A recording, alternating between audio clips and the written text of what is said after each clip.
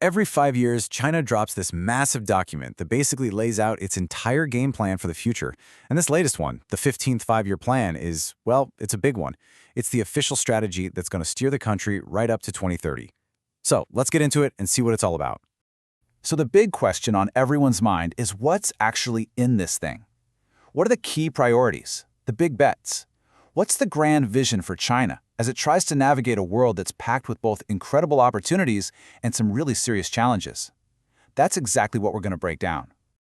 All right, first things first, what even is a 5-year plan? The easiest way to think about it is like the ultimate national to-do list. It's this super detailed roadmap that sets goals for, well, pretty much everything, from the economy and new tech to protecting the environment and taking care of its people. It's really the heart of how China plans its future. Now, this isn't just business as usual. The plan itself calls the years from 2026 to 2030 a critical period. That's a pretty heavy term. So what makes these next few years so incredibly important in Beijing's eyes? Well, the official thinking is crystal clear. This plan isn't just about hitting some 5-year targets. It's about laying the last solid pieces of the foundation for China's huge long-term goal of what it calls socialist modernization, which it wants to achieve by 2035. So according to them, the stakes just couldn't be higher. And you have to remember, this whole plan is being cooked up in a really complex world. The document sees things in twos. On one hand, you've got massive opportunities. A new tech revolution is kicking off, and the global balance of power is shifting. But on the other hand, the challenges are just as big. You've got rising protectionism, geopolitical conflicts, and a world economy that's kind of sluggish. This plan is designed to walk that tightrope. Okay, so how does China plan to navigate all that? Well, it's all built on a few key pillars. And the first one, which is arguably the most important, is a total overhaul of its economy. The main idea guiding this whole economic shift is a term you see everywhere in the plan: high-quality development. This is a huge deal. For decades, it was all about one thing: breakneck GDP growth. Now the priority is changing from how fast the economy grows to how good that growth is. The goal is to make it more efficient, more sustainable, and really driven by new ideas. So how do you actually get this high-quality development? The plan lays out a strategy focused on strengthening China's own internal economy. It boils down to 3 key moves. First, get people spending more money by boosting their incomes. Second, make smarter government investments in stuff like new roads, bridges, and education. And third, create one giant seamless national market by knocking down the walls between provinces to make business flow way more smoothly. And all of this is laser-focused on what they call the real economy. This isn't just about Wall Street-style finance, it's about actually making stuff.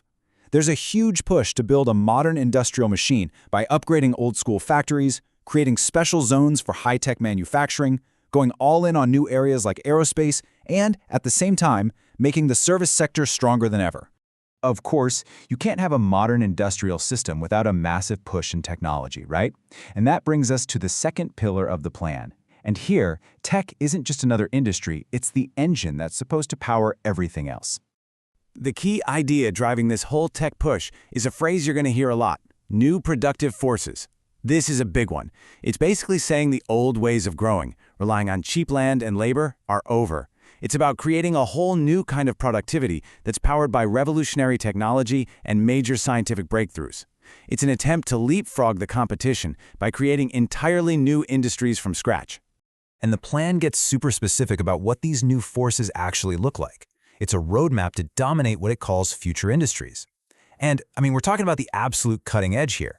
Things like quantum computing, biological manufacturing, next-gen energy like nuclear fusion, brain-computer interfaces, advanced AI-powered robots, and of course 6G.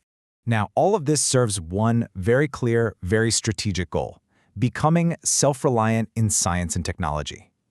With all the global tech competition going on, the plan sees tech independence as a matter of national security.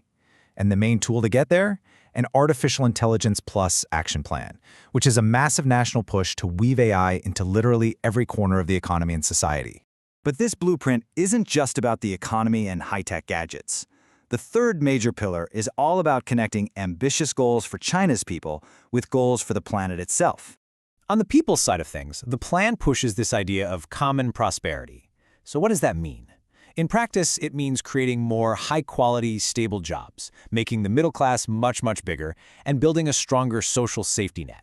Things like pensions and healthcare. And at the same time, there's this huge environmental push called the Beautiful China Initiative. This isn't just about planting a few trees, we're talking about a complete overhaul of the energy system, to go big on renewables, a serious commitment to hit its carbon emission targets, and speeding up a green transformation across every single industry. So let's zoom out for a second. We've seen the pillars of the plan, but where is all of this actually headed? It's really important to remember that this 5-year plan, it's just a stepping stone towards a much bigger, much longer-term vision. This timeline really puts it all into perspective. The current plan, this 15th 5-year plan, is all about building that solid foundation until 2030. That foundation is then meant to launch China toward its 2035 goal of becoming a modernized nation. And that, in turn, is a key milestone on the way to the ultimate goal in 2049, the 100th anniversary of the People's Republic. And that 2035 vision is spelled out really clearly. The goal is nothing less than a massive leap in economic, technological, and overall national power. And it all leads to one key metric: raising China's per capita GDP to the level of what they call a moderately developed country. That's the finish line this 5-year plan is supposed to bring right into view. So there you have it. The blueprint is on the table. It's a hugely ambitious, all-encompassing vision for a new economy, tech dominance, and social development. The massive question that's left is, how will chasing these ambitions over the next 5 years and beyond reshape not only China, but the rest of the world?